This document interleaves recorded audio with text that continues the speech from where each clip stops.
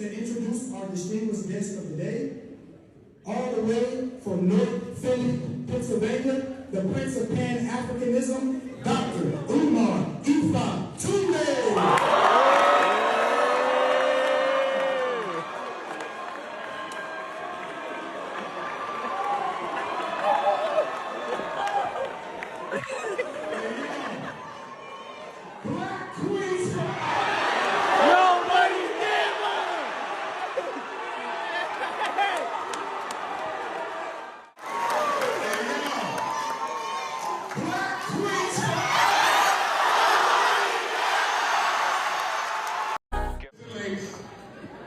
There's a couple of them I need you to watch. And I'm going to tell you quickly, for the sake of time, the types of black men I need you to be careful of at Texas State. Listen. You have the pimp, you have the player, you have the impregnator, you have the couch potato, and you have the impersonator. Listen, ladies.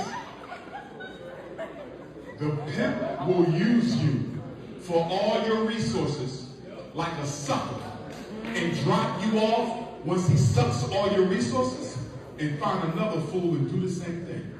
Don't you be taking care of no boys. Don't you be paying their bills. Make their money. Make them work. A woman taking care of a man is thirsty. Number two, you got the player. Y'all got a lot. Players, be careful. What is a player, ladies? He's not a pimp. The pimp wants your money, your credit, your house. The player is only looking for one thing at Texas State. Guess what he's looking for, ladies? He's looking for that butterscotch cookie.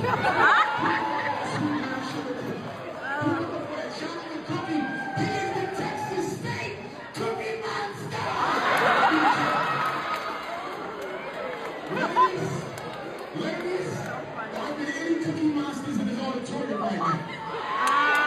No cookie monsters, all right, my brothers and good brothers. And then you have the impregnator. That's the man that be making babies and don't take care of.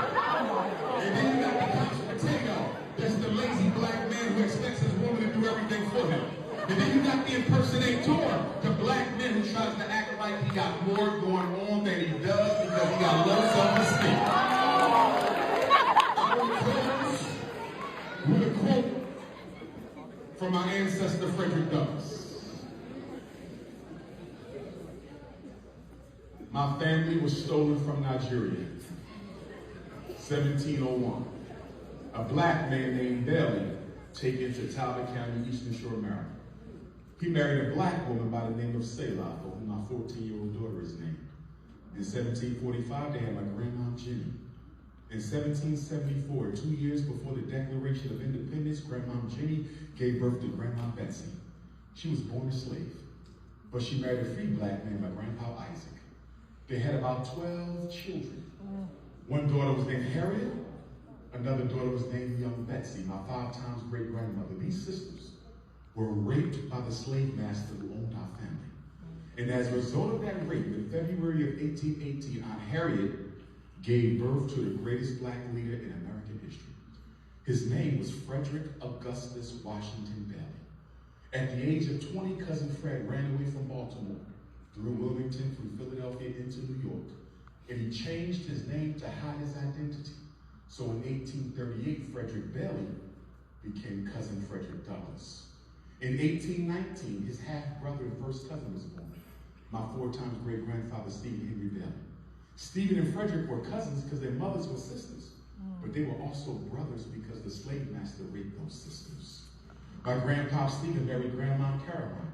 She was also enslaved on the Lloyd Plantation in Talbot County, Maryland.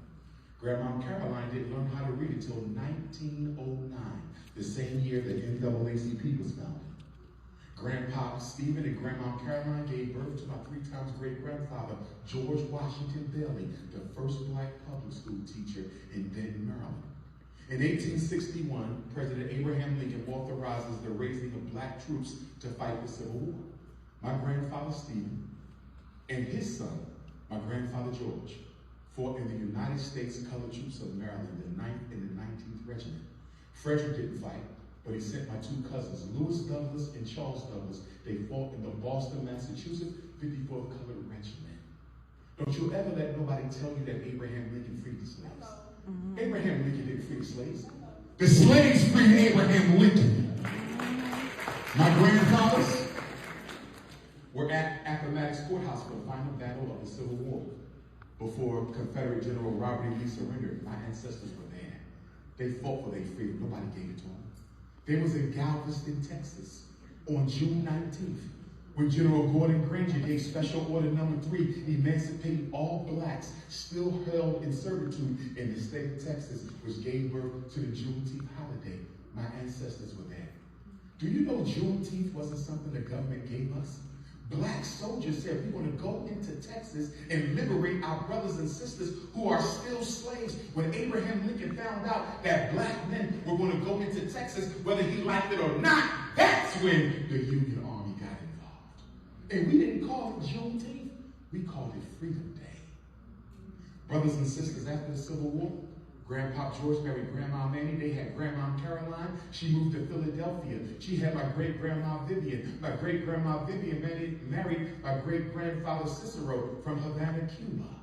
And they had my grandma Ida, who passed away 7 years ago. And she met and married James Johnson. They had Jamal Johnson, my father. He met and married Barbara in North Philadelphia. And on August the 21st, the anniversary of the Haitian Revolution, the anniversary of the Nat Turner War, the anniversary of the George Jackson War against prison, the day Emmett Till showed up in Money, Mississippi, the day Fannie Lou Hamer showed up at the Democratic National Convention in Atlantic City in 1964. And according to some Christians, the original birthday of Jesus the Christ. I was born in Philadelphia. Frederick Douglass said, if there is no struggle, there is no progress. Those who profess the favor of freedom and deprecate agitation are like men who want crops without plowing up the ground. They want the rain, but they don't want to deal with the water. They want thunder, but they don't want the lightning. Frederick Douglass said, a man may not get all you pay for, but you will pay for everything that you get. And if we as a people are ever to become free of the injustices inflicted upon us, we must pay for their removal. Frederick Douglass said, for 20 years, I prayed on my knees to God for freedom. But the good Lord gave me no freedom until I got up off my knees and started praying with my feet. He said, if you want respect, why do you look for pity? The man who pities you would never respect you. The man who respects you has no need for pity. The right, excellent, most honorable Marcus Messiah Garvey, who gave us the red, black, and green flag and the largest black movement in history, Marcus Garvey said, without confidence in yourself, you are twice defeated in the race of life. Without confidence in yourself, you are twice defeated. But with confidence, you have won, even before you have started. Marcus Garvey said the greatest weapon used against the Negro is disorganization. Garvey said black people don't suffer just because you're black. You suffer because you're black and disorganized. Marcus Garvey was once asked, are you an African or are you a Jamaican? Are you an African or are you a Jamaican? And Marcus Garvey stood up in that red, black, and green and said, you asked me, am I African or am I Jamaican? And I say I would never give up a continent for an island. I am an African. Queen Mother Harriet Tubman said, I freed hundreds of slaves. Hundreds of them. Could have freed thousands of them. The problem is they didn't even know that they were slaves. Queen Mother Harriet Tubman said, every time I started out with another group of scared slaves on the Underground Railroad, I took my pistol with me. They said, Queen Mother Harriet Tubman, why did you take a pistol? Harriet Tubman said there will always be some scared ninja who want to go back to slavery. And whenever one of them said they was going to go back to slavery, I would cock my pistol right up to his head. And I said, dead ninjas tell no tales. You go on or you die here. And she said, because of that, I never ran my railroad off the track and I never lost a passenger. No struggle, no progress. Liberty or death. Black power, brothers and sisters. Don't choose for your mother. Don't choose it for your father. Don't choose it for your sorors, your frat brothers. Don't choose it because you think it makes you look smart. Don't choose it because you think you're going to make a lot of money. Choose something you wouldn't mind doing for free for the rest of your life. If you say, Dr. Umar, I don't know what to major in. I'm a sophomore. I got to declare a major before my junior year. I'm going to ask you, if you had to do a job for the rest of your life and never got a paycheck, what would it be? That's what you should be pursuing. Because I went to a medical school for my doctorate. I went to a medical school for my doctorate, and as a psychology student, we had to do therapy with the med students. And do you know what the number one reason why med students came into the clinic for brief therapy? The number one reason I sat down to do therapy with medical students is because they didn't want to be doctors. Did you hear that? You're about to graduate. You're about to make $250,000 a year at the bare minimum, and you're coming into the center for brief therapy a few weeks before graduation day, crying, literally crying, because I don't want to do this. So why are you in med school if you don't want to be a doctor? Because my mother expected me to be one. Y'all see how that works? Some of you are choosing careers because your parents expected it of you. It's not their life, it's yours. And the only person who has to live with the consequences of it is you. Choose it because you want it. Don't choose it for the money. I know a lot of lawyers, they make good money, but they're miserable because they got to fight for a living. Some people like to fight for a living, but if you don't like to fight for a living, why did you go into law? I want to make a lot of money. It's not how much you make, it's how much you save that matters the most. And most of you are going to change careers at least once or twice. So you might want to pick up a double major. I double majored in psychology and political science. Now, I don't want to go back to law school because I'm sick and tired of sitting in front of white folks.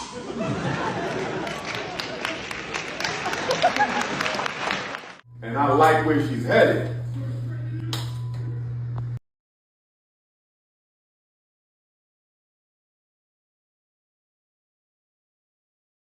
I'll be in my Because if you don't, gonorrhea might find you. Hey, I need that.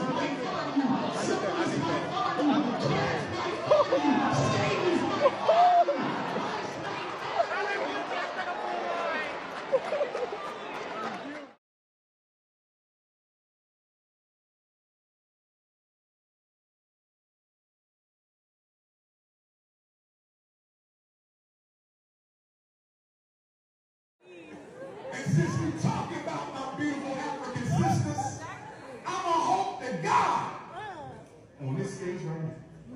I'm going to pray to the ancestors in there that ain't none of my brothers in here tonight. I'm going to pray that there ain't a brother in here tonight who's a damn snow bunny.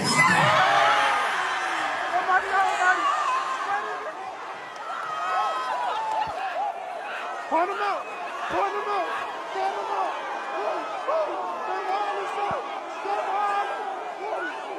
Oh, shit! Damn! Hold on, babe. What's on now? You look good. Oh! Queens forever, snow bunnies never. I said black queens forever, snow bunnies never. I said black queens forever, snow bunnies never. Black queens